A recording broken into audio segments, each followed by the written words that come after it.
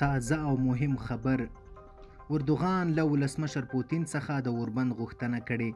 د ترکیې ولسمشر رجب طیب اردوغان د روسیې له ولسمشر ولادیمیر پوتین سره په ټلیفوني خبرو کې ترې غوښتي چې په اوربند وکړي او د بشري مرستو لپاره ښه شرایط برابر کړي. د رویټرز خبري اژانس د رپورټ له مخې ولسمشر اردوغان دفتر وایي چې ولسمشر اردوغان د روسیې او اوکراین ترمنځ پر اوربند د سولې پر بهیر بشري مرستو پر ښو شرایطو برابرولو ټینګار وکړ. ولسمشر اردوغان دغه راز ویلي چې هیواد د سولې په بهیر کې هر ډول مرسته کوي.